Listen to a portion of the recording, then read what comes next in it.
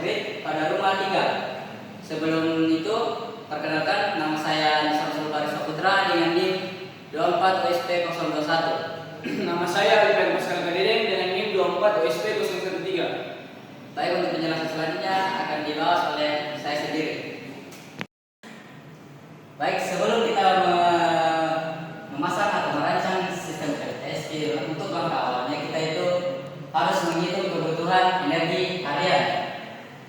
Nah, saya telah memberikan beberapa contoh di sini, di mana peralatan yang dimiliki yaitu mesin cuci, kipas angin, kulkas, pompa air, charger HP, rice cooker, lampu. Di mana mesin cuci ini memiliki daya 300 dan jumlahnya itu ada 1 dan digunakan 1 jam per hari, di mana energi yang dibutuhkan atau watt hour yaitu 300. Kemudian ada kipas angin yang memiliki daya 300, di mana pada rumah tersebut kipas anginnya ada 4. Kemudian digunakan selama 6 jam per hari dengan energi 1800 watt hour. Kemudian ada kulkas, di mana kulkas ini memiliki daya 120 dengan jumlah 1 dan digunakan selama 24 jam, di mana energi yang dikeluarkan yaitu sebesar 1152 watt hour WH. Kemudian ada pompa air. Pompa air ini memiliki daya 250 watt dan memiliki jumlah 1 dan digunakan selama 1 jam per hari, di mana energi yang dikeluarkan yaitu 250 watt hour. Kemudian ada charger HP, di mana dayanya yaitu 180, jumlahnya ada 6 jam per hari, ada 3 jam per hari. Kemudian energi yang dikeluarkan 540.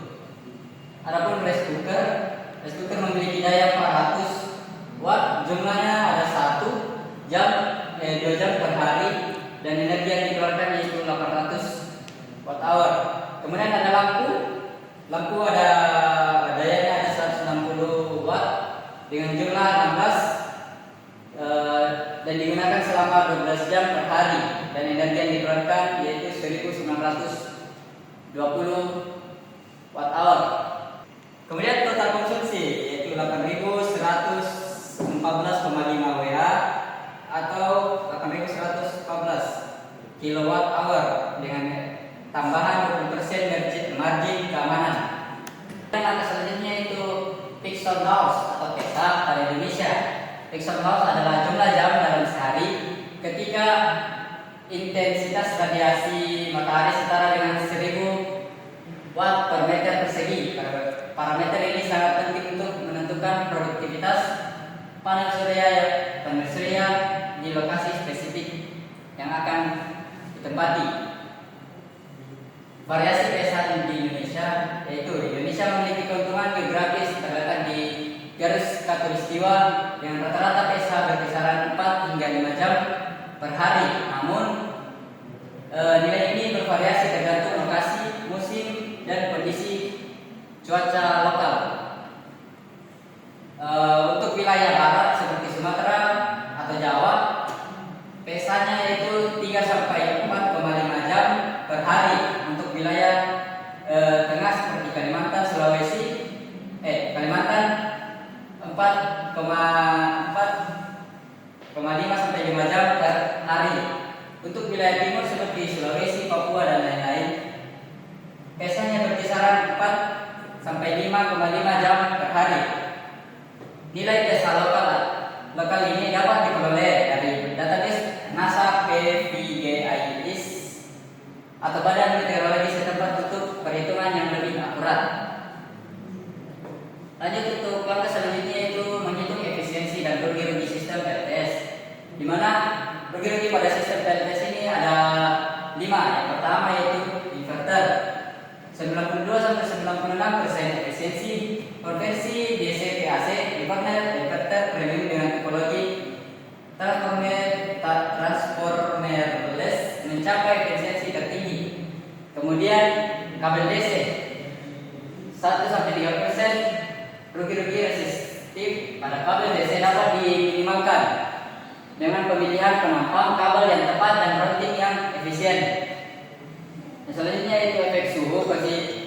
Koefisien suhu panel surya menurunkan efisiensi sekitar 0 sampai 4% per derajat Celcius di atas 25 derajat Celcius. Di iklim tropis efek ini sangat signifikan. Kemudian selanjutnya itu solid and mismatch, di mana debu, kotoran burung dan bayangan tersiap dapat menurunkan output hingga 5-10%. Pembersihan rutin sangat penting. Yang terakhir itu kontrol MPPT 98 sampai 99% efisiensi. Tracking teknologi MPPT model sangat efisien dalam mengoptimalkan daya panel surya. Untuk perhitungan praktis, gunakan efisiensi total sistem dengan rumus N total sama dengan 0,75 sebagai nilai konservatif yang sudah memperhitungkan semua rugi-rugi di atas. Ini memberikan margin keamanan untuk kondisi operasi real yang tidak selalu optimal. Langkah selanjutnya yaitu menghitung daya array panel surya. Daya array panel surya dihitung berdasarkan kebutuhan energi harian dan fixed on hours lokal Anda atau lokal tempat Anda akan memasang. Perhitungan ini memastikan sistem dapat menghasilkan energi yang cukup untuk memenuhi kebutuhan rumah bahkan saat kondisi cuaca tidak optimal. Adapun rumus perhitungannya itu rumus dasar PRE sama dengan energi harian dibagi dengan PSH, fixed on hours atau PSH sama dikali N total. Dari data yang tadi diperoleh di mana 8,11 ini adalah N total energi harian, kemudian 4 ini adalah PSH dikalikan dengan 0,75 pada N total yang pada slide sebelumnya, didapat hasil 2,704 WP dan bisa dibulatkan menjadi 3000 WP.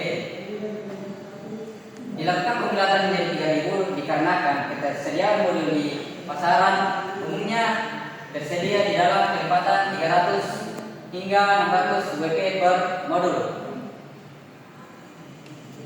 Penentuan jumlah langkah selanjutnya penentuan jumlah modul surya yang dibutuhkan.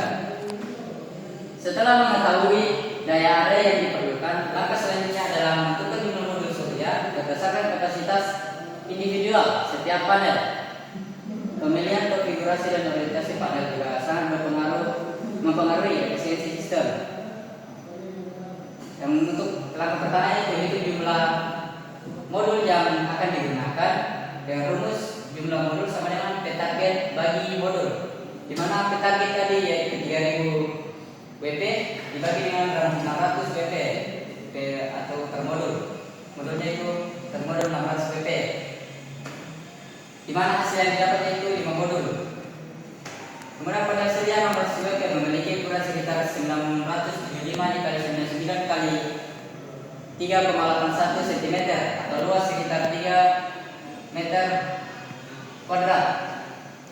Selanjutnya itu orientasi dan kemiringan panel. Panel surya harus menghadap ke selatan di belahan bumi utara atau di belahan bumi selatan.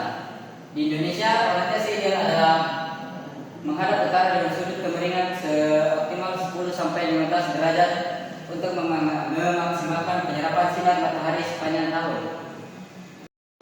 Baik, untuk penjelasan selanjutnya akan dilanjutkan oleh teman saya yaitu Alkan Pascal Kadedeng.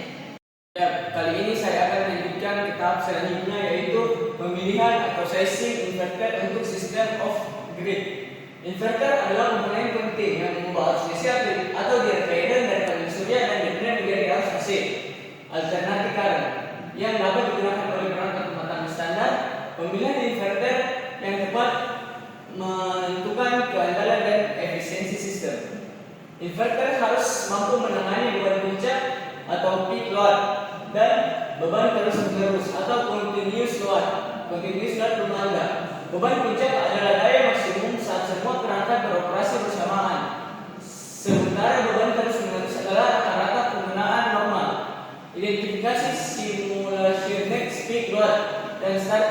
menggunakan peralatan motor seperti kulkas, pompa, AC yang dapat mencapai 3 sampai 5 kali arus nominal saat startup. Untuk rumah dengan beban 8,11 kWh, kulkas 120 watt atau starting 600 watt, dan pompa air 1000 watt. Pilih inverter minimal 11 kW dengan shoot 11,3 kW. Pastikan pure sine wave untuk kompatibilitas dengan semua jenis beban, terutama peralatan elektronik sensitif dan motor induksi. Selanjutnya yaitu kita menentukan charger controller. Charger controller atau pengontrol pengisian daya berfungsi mengatur aliran energi dari panel surya ke baterai. Komponen ini melindungi baterai dari pengisian berlebih atau overcharge dan memastikan sistem bekerja secara optimal dalam berbagai kondisi cuaca. Yang pertama yaitu gunakan tipe MPPT atau Maximum Power Point Tracking. Lebih efisien dengan efisiensi 90 sampai 98%. Cocok untuk sistem besar, mampu meningkatkan output panel surya hingga 30% dibanding tipe PWM, sehingga menghasilkan energi lebih banyak dari panel yang sama. Yang kedua yaitu pemilihan tegangan sistem DC sangat mempengaruhi efisiensi dan biaya sistem. 12 volt cocok untuk sistem kecil atau di bawah 500 watt. Arus besar memiliki kabel tebal. 24 volt atau menengah 500 sampai 1500 watt. Kompromi antara komplementasi dan efisiensi. 48 volt optimal untuk sistem di atas 1 kWh. Arus rendah, kabel lebih ekonomis.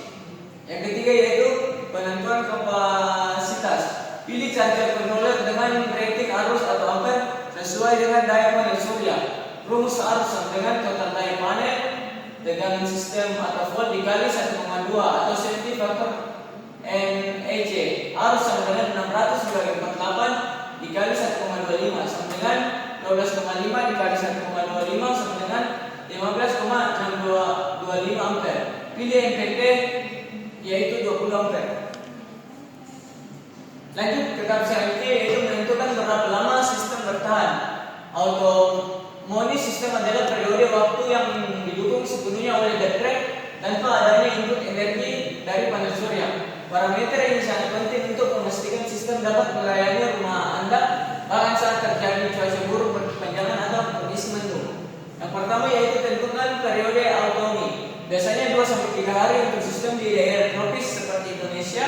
Periode ini mempertimbangkan kemungkinan cuaca buruk atau musim hujan dengan sinar matahari terbatas. Wilayah dengan variasi musiman signifikan mungkin memerlukan autonomi lebih panjang. Yang kedua yaitu hitung kebutuhan energi penyimpanan.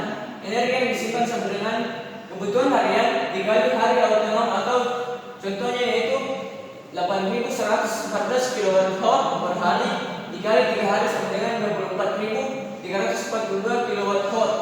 Total energi yang perlu disimpan dalam baterai untuk autonomi 3 hari penuh. Langkah berikutnya yaitu penentuan kapasitas baterai. Baterai adalah jantung dari sistem VLTS of grid, menyimpan energi yang dihasilkan panel surya untuk digunakan saat malam hari atau cuaca buruk. Pemilihan kapasitas dan jenis baterai yang tepat memastikan sistem dapat beroperasi Anda dalam jangka panjang. Data input harian sama dengan 8.114 kWh, hari otonomi 3 hari, sistem voltage 48 hari, DOD 0,8 atau LFP4, N baterai sama dengan 0,95. Perhitungan rumus T baterai sama dengan harian dikali hari otonomi dibagi sistem voltage X DOD X N baterai. C sama dengan 8.114 dikali 3 dibagi 48 kali 0,8 kali 0,95. Didapatkan hasilnya yaitu 24,342 dibagi 36,48. C sekitar 6.667,27 ampere hour. Pemilihan jenis baterai. Pilih baterai 48 volt 1050 ampere hour dengan LFP4 untuk memberikan margin keamanan 46% jenis baterai deep cycle seperti lithium atau lead acid yang dirancang khusus untuk penyimpanan energi yang panjang. Lithium lebih mahal tetapi lebih tahan lama dan efisien, sementara lead acid lebih terjangkau namun memerlukan perawatan lebih intensif.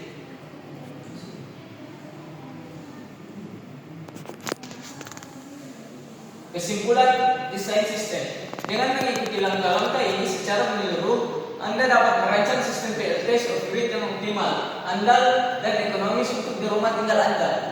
Sistem yang dirancang dengan baik akan memberikan energi berkelanjutan selama puluhan tahun dengan biaya operasional yang minimal. Baik, itulah presentasi dari kami tentang sistem PLTs of grid pada rumah tinggal. Kurang lebihnya mohon dimaafkan.